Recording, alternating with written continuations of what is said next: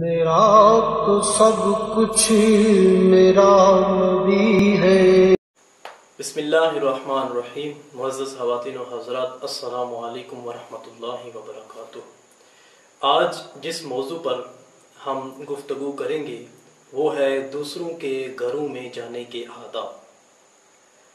برادران اسلام، گھر انسان کا خلوت خانہ ہوتا ہے جہاں پر انسان سارا دن تھکا ماندہ ہونے کے بعد راحت و آرام کی غرض سے رہائش پذیر ہوتا ہے۔ کسی مسلمان بندہ مومن کے لیے یہ جائز نہیں ہے کہ وہ دوسرے کے گھر میں داخل ہو، لیکن اگر وہ بامری مجبوری دوسرے مسلمان کے گھر میں داخل ہونا چاہتا ہے تو اس کے لیے لازم اور ضروری یہ ہے کہ وہ گھر میں داخل ہونے سے پہلے اہل خانہ سے اجازت طلب کرے۔ اللہ تبارک و تعالیٰ نے دوسرے لوگوں کے گھروں میں داخل ہونے کے آداب بیان کرتے ہوئے قرآن مجید میں ارشاد فرمایا، یا ایھا الذین آمنوا لا تدخلوا بیوتا غیر بیوتکم حتی تستأنسوا وتسلموا علی اہلہا۔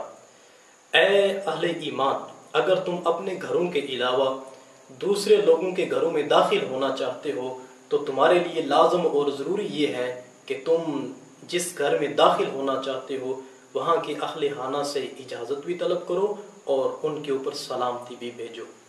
اب یہ بات تو طے ہے کہ دوسرے مسلمان کے گھر میں داخل ہونے سے پہلے ہمارے لیے لازم اور ضروری ہے کہ ہم اس سے اجازت طلب کریں۔ اب اجازت لینے کا طریقہ کار کیا ہے؟ اجازت لیتے وقت انسان کو کہاں کھڑے ہونا چاہیے اور اجازت کتنی بار لی جائے، یہ 3 سوالات ہیں جن کا جواب ہم آج کے اس لیکچر میں تلاش کرنے کی کوشش کریں گے۔ سب سے پہلا سوال، اجازت لینے کا طریقہ کار کیا ہے؟ تو اس کے لیے ہمیں تاریخ اسلام میں ایک بڑی خوبصورت مثال ملتی ہے، وہ ہے حضرت سیدنا عمر فاروق رضی اللہ تعالی عنہ کا طریقہ کار۔ آپ جب بھی کاشانہ اقدس میں حاضر ہونا چاہتے تو نبی کریم علیہ السلام کے گھر میں داخل ہونے سے پہلے آپ دروازے کے اوپر کھڑے ہو کے بلند آواز سے عرض کرتے، السلام علیکہ یا رسول اللہ ایدخل عمر۔ یا رسول اللہ صلی اللہ علیہ وسلم، آپ کے اوپر سلامتی ہو، ایدخل عمر، کیا عمر کو داخل ہونے کی اجازت ہے؟ اب اس میں آپ نوٹ کریں کہ سب سے پہلی چیز کہ اہل خانہ کے اوپر سلامتی، اور دوسری چیز اپنا تعارف۔ حضرت عمر نے پہلے رسول اللہ علیہ السلام کے اوپر سلام بھیجا اور بعد میں اپنا تعارف کروایا کہ میں وہ بندہ جو داخل ہونے کی اجازت لینا چاہ رہا ہوں، میرا نام عمر ہے۔ ہمارے ہاں اول بات تو یہ ہے کہ اجازت لینے کا رواج ہی نہیں ہے، لیکن اگر تھوڑی آگاہی پیدا ہو جائے اور بندہ اجازت لینا چاہے، دروازے کے اوپر دستک دے، اہل خانہ آگے سے سوال کریں کہ دروازے کے اوپر کون ہے تو ہمارا جواب ہوتا ہے میں۔ یہ طریقہ کار درست نہیں ہے، کیونکہ اہل خانہ جان پہچان نہیں سکیں گے کہ دروازے کے اوپر کون ہے، بلکہ اس کی مثال بھی ہمیں ایک حدیث میں نظر آتی ہے۔ حضرت جابر رضی اللہ تعالی عنہ آپ فرماتے ہیں کہ میں ایک دفعہ حضور علیہ السلام کے در اقدس پر حاضری کے لیے جب دروازے کے اوپر حاضر ہوا تو میں نے دروازے کے اوپر دستک دی۔ اللہ کے نبی صلی اللہ علیہ وسلم نے پوچھا، من بالباب، دروازے کے اوپر کون ہے؟ تو میں نے عرض کیا، میں۔ تو رسول اللہ علیہ السلام نے مذاق کے انداز میں آگے سے ارشاد فرمایا، آنا آنا، کہ میں تو میں بھی ہوں۔ تو اس سے مقصود یہ ہے کہ جب دروازے کے اوپر دستک دی جائے، آگے سے پوچھا جائے کہ دروازے کے اوپر کون ہے، تو اپنا نام اور اپنا مختصر تعارف پیش کیا جائے۔ دوسری چیز، اجازت لیتے وقت کھڑے کہاں ہونا چاہیے؟ اس کے لیے ہمیں طریقہ رسول سے ایک بہترین مثال ملتی ہے۔ حضرت عبداللہ رضی اللہ تعالی عنہ ارشاد فرماتے ہیں کہ نبی کریم علیہ السلام جب بھی کسی کے گھر داخل ہونا چاہتے تو دروازے کے اوپر دستک دینے کے بعد آپ کا طریقہ کار کیا ہوتا؟ آپ فرماتی ہیں، لم یستقبل الباب من تلقاء وجہہ، کہ نبی کریم صلی اللہ علیہ وآلہ وسلم کسی کے گھر دروازے کے اوپر دستک دینے کے بعد کبھی بھی دروازے کے بالکل سامنے کھڑے نہیں ہوتے تھے۔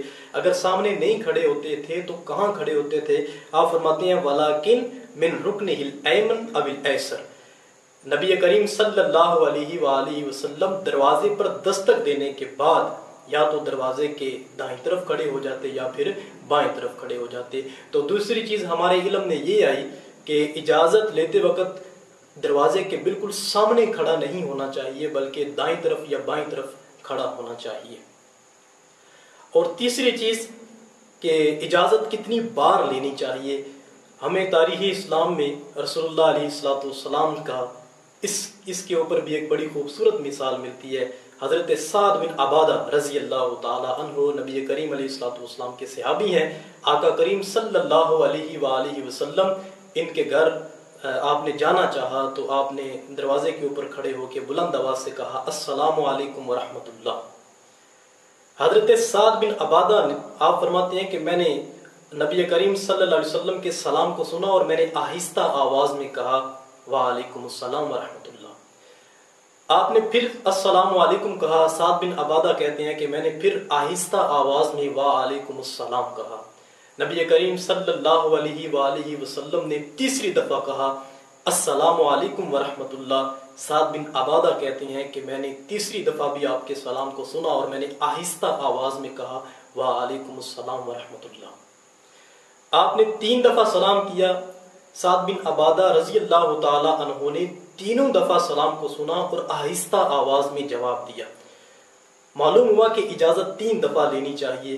اب 3 دفعہ اجازت نہ ملنے کے بعد ہمارا طریقہ کار یہ ہونا چاہیے کہ ہم بغیر کسی سے بدظن ہوئے وہاں سے واپس چلے جائیں۔ نبی کریم علیہ السلام وہاں سے واپس جانے لگے۔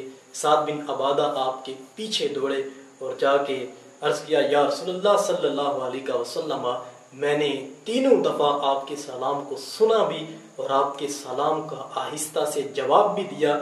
آہستہ جواب دینے میں میری نیت اور حکمت یہ تھی کہ میں اس بات کو پسند کر رہا تھا کہ اللہ کا نبی بار بار میرے اوپر سلامتی بھیجے اور میں اللہ کے نبی کی سلامتی سے اپنے گھر والوں کے لیے اور اپنے لیے برکت حاصل کر سکوں۔ تو اس سے معلوم ہوا کہ نبی کریم صلی اللہ علیہ وآلہ وسلم جیسی عظیم شخصیت جن کے ہم امتی ہیں اگر وہ اجازت نہ ملنے کے بعد واپس چلے جاتے ہیں تو ہمارے لیے بھی لازم اور ضروری ہے کہ اجازت نہ ملنے کی صورت میں ہم واپس چلے جائیں۔ ایک آخر میں چھوٹی سی بات، یہ ہمارے معاشرے کی ایک کمزوری ہے، وہ یہ ہے کہ دروازے کے اوپر دستک دینے کے بعد یا ڈور بیل بجانے کے بعد اگر کوئی دروازہ نہ کھول رہا ہو تو ہم دروازے کی سائڈ کے اوپر جو چھوٹی سی جگہ بنی ہوتی ہے وہاں کے اوپر اپنی نظر کو جمع کر کے دیکھنا چاہ رہے ہوتے ہیں کہ دروازہ اندر سے کیوں نہیں کھولا جا رہا۔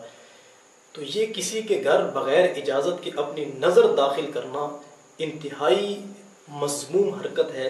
اللہ کے نبی صلی اللہ علیہ وسلم نے ارشاد فرمایا وہ بندہ جو اپنی نظر کو کسی دوسرے بندہ مومن کے گھر میں بغیر اجازت کے داخل کرتا ہے تو گھر والے کے لیے یہ بات جائز ہے کہ وہ کوئی نوکدار چیز لے کر کے جو گھر کے اندر دیکھ رہا ہے اس کی آنکھ کو پھوڑ دے۔